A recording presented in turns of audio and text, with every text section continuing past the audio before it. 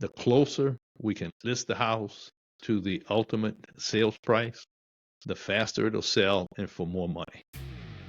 Welcome to the RE Real Estate Podcast, where we discuss buying and selling real estate in black and white. Here are your hosts, Ben Harang and Clint Galliano. Clint, good afternoon. How you doing, man? Doing wonderful, Ben. How you doing? I'm doing terrific. Most of the time, it seems like we're doing this on Wednesday afternoons, and the sun's shining. It warmed up from this morning. It's a gorgeous day outside. That it is. I was running around pretty much all morning, and I looked up, and there was, some light clouds in the sky, but it was such a pretty blue. It's like I almost wanted to go do everything outside, but the sun started warming up, and I said, I'm going in the air conditioning. Had a little crawfish to eat yesterday at lunch with a little gathering at KW in Houma. That was a good time. So time for another podcast. So what's the topic today, Clint? Today is pricing strategies post-listing. All right. That's if it doesn't sell immediately. All right. Let me take a stab at that. All right. You and I talk a lot, and we were talking about how important it is to get the price right when the property first hits the market. But we did a previous episode about how to prepare the property to get it to market and give you the best chance to sell it. And if you do all the things we suggest, and then we come back and put the house on the market for more than it's worth, all of that effort will be wasted from a time standpoint. I'm a firm believer in that the closer we can list the house to the ultimate sales price, the faster it'll sell and for more money. If we have it up above the actual market value and leave room to negotiate, the buyers will make you negotiate or negotiate lower than the actual price of the property, maybe. So if you get it real close, get it real tight, there'll be less room to negotiate, if any at all. And if somebody wants to make you an offer and it's less than the value of the house, you know what that value is, you can just counter back at the list price. If you overprice it and you find somebody that wants to buy it for your overpriced list price, the appraiser's coming back on 99% of the sales, and he or she's looking at the same information we're looking at to develop the price. Not to say we'll always be exactly the same, but if we think it's worth $200,000, there's no reason why the appraiser would think it's worth $230,000 or $250,000. So get it right the first time, and you'll have a lot better chance of selling the house in a timely manner than just sitting there wondering why your house doesn't sell. Yeah, that's an important point. We, when we go to list houses and we recommend pricing, invariably we get sellers that say, well, I want to list it at this. And for the reasons like you said, well, I want to give them some negotiating room because they're going to always ask for us to come down on the price. So I want to price it a little bit higher so I can get a little bit more. In some cases, they may be restricted by the equity that they have. And so that's where they're trying to base it on. But with that, it's the equity is what it is, what it sells at, hopefully they're not underwater where they need to be to close out that loan. But ultimately, we recommend a price, and that's based on previous sales and where we think the market is heading. And likely that's about where it's going to wind up selling at. And it's almost like a rubber band effect. If you price it high and then you have to start dropping the price, you're going to go way below what it probably could have sold at if you would have listed it at the proper price. because you're at that point you're chasing the market, and people will look at that house and wonder what's wrong with it. They'll think about it like some 5-day-old bread on the shelf at the grocery store. It gets stale. And I refer to some buyers, and it's not a knock on anybody. It's just human nature sometimes. Most of us shop at big box stores a lot, and you go in to buy something and you look at the price. If the price is too high, you just don't buy it. You don't negotiate price with the big box stores. And some people bring that same mentality to real estate. If the house is listed for $230 and in the $200,000 range, they'll tend not to make an offer for $200,000 on that listing that's listed for $230, because they don't buy and sell houses or buy and sell real estate regularly. Now, the agent can give them advice and counsel, but it becomes more problematic if it's listed higher than the market value of the house. If you price it right, there are buyers out there to buy your house. We're in a challenging market right now with the insurance rate, the interest rates are a nationwide issue. They're in the 6+% range right now, which in my mind historically is competitive. But we also have an insurance issue between homeowners and flood insurance. You and I were talking about somebody's looking at $1,000 for between insurance and taxes a month, in addition to the principal and interest on a loan. That becomes problematic for a lot of people to pony up another $12,000 a year just for insurance and property taxes. So, you price it right. There's still challenges when you price it right, but you can typically get through those challenges. And so I wanted to briefly touch on kind of some good tools and a way not to use for pricing it. Ben's chuckling because I know where you're told going him with my that. idea. He knows where I'm going with it. No, we didn't talk about this one before. Well, we haven't talked about it on a previous episode, but I kind of mentioned it to him before we started recording. So we typically use a comparative market analysis. And like I said a couple of minutes ago, we look at previous sales of similar homes, and that's how we develop the comparative market analysis. Another option is for you as the seller to get an appraisal. And so that's one appraiser's opinion of the market value of the home. It doesn't necessarily mean it's going to sell at that price. That's a snapshot in time on what that appraiser thinks the price of the home is. So that's an option also. Some people get the warm fuzzies because they've got an appraisal professional giving them what the price of their home should be.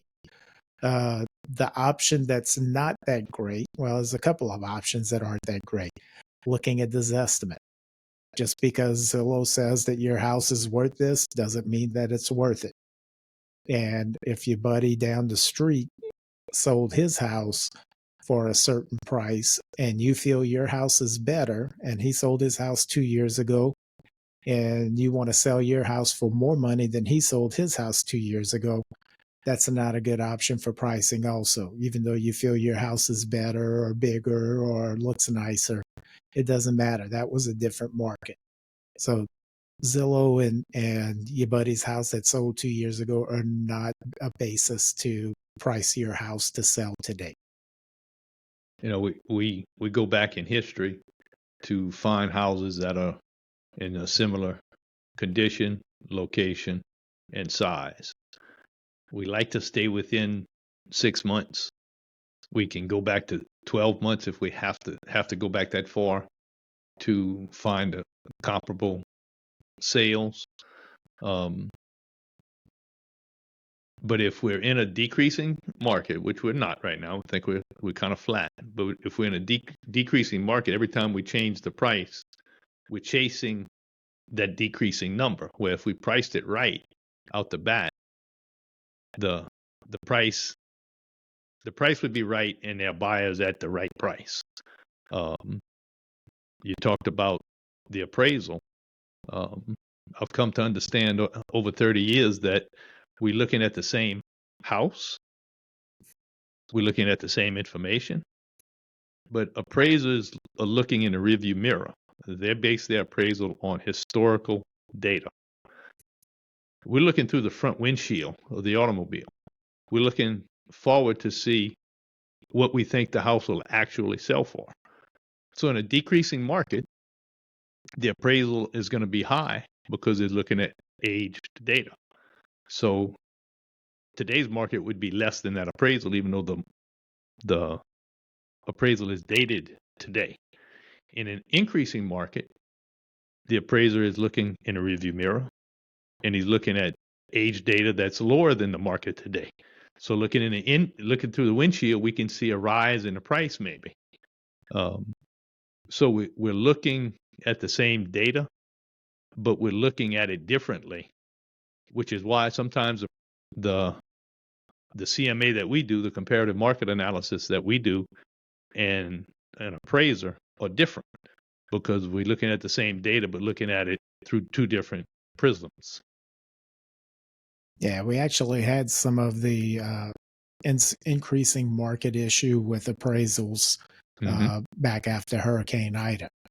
As some of the homes would come on the market, they were looking at, or I should say in the time frame after Ida, homes were being repaired, were in good shape, and they were looking at lower pricing and pricing of not repaired homes as comparables. And so we're having trouble getting some appraisals to match contract price on these homes. It eventually balanced out, and we're kind of, while we're above what's historically considered a balanced market at 6 months of inventory, we're roughly about 8, give or take a few points. It's still more of a normal market than what we saw in the past from 20 to beginning of 23. And after Hurricane Ida, some of what we saw, if you had a house that was not damaged and people lost their house, there was a lot of pressure to buy the house that was not damaged. So the people that were homeless were offering more money than they were listed for, or more money than they were really worth. And after things calmed down, people were pointing to those sales to justify the list price or the sales price, and the appraisals were like, time out. That the situation that caused that to happen is over. Like, nobody's homeless, everybody found a place to live, so the pressure to increase those prices abnormally is over. So appraisers told me that for a period of time, they didn't use anything that closed within 6 months of Hurricane Ida. They used before or after, just because the market was crazy. You had damaged property, you had undamaged property that there was pressure on the buyers to get it, so they were willing to pay more. It was just a wild time in the business for about 6 months after Ida. And then things calmed down, and we kind of got back to a normal market, as normal as you can be at 3% interest. And then the interest started bumping up, and that really kind of leveled the playing field again. Yeah, that time period was kind of a free-for-all for anybody that had money in their pocket. You know, for the lucky ones who got payouts on their insurance, they had the money in their pocket, and it's like, oh, it's a $225,000 house. My house was destroyed. I've got $275,000 in my pocket. Here you go. Yeah. Well, that happened. I hate to see that happen for the people that are buying it, but we don't make those decisions for them. And while we try to understand what people are going through, sometimes we just can't. They feel so much more pressure than we see. They just want to be done with it and need a place for their family to live. And that's what created the market after Ida. So we're not in a declining market, but like you said, we have a little more than 6 months worth of inventory. So technically it's a buyer's market, but it's pretty stable. Yeah. So in summary, what we want to do is, and like we talked about in the previous episode, make sure your house is in great shape, good presentable shape, have it staged, price it right for the market. Don't worry about trying to squeeze every drop of blood out of a stone. Accept that this is what it is, and don't try to be greedy. And ultimately, and I think I've said this before, it comes down to, do you want to wait and maybe miss your price point or get less than what you want, or do you want it to sell right now? Most people want it to sell right now. So price it right, get it on the market, make sure that it's looking great and present its best face forward, and we'll find the right buyers for it. And also, if you're selling your house, it's overpriced, it doesn't sell, or you list your house, it's overpriced, it doesn't sell, whatever motivation you have for selling the house, you can't proceed. You can't go on with life, whether you're moving out, moving up, moving down, whatever you want to do in life, you're not able to do that because the house isn't selling. So I tell people it's like having money in the bank. If you have $10 in the bank, you can't take out 12. You can take out 10. Same thing with real estate. You just don't have a balance every month to tell you exactly what you have. It's our best educated estimate of the value. All right. So if you got any further questions about pricing strategy or selling in general, or really anything real estate, don't hesitate to reach out, email us, text us, call us, leave a comment. Don't forget to like, subscribe, and comment and share with all your friends so that they can get all of this interesting real estate goodness from us two sexy face for radio guys. While we may discuss topics such as lending, interest rates, title law, real estate law, and appraisals in addition to real estate sales and transactions, please remember that we are only trained and licensed as real estate salespeople in Louisiana. The information shared on this podcast is for general purposes only and should not be taken as legal or financial advice. We may be agents, but unless we have signed paperwork stating otherwise, we are not your agents.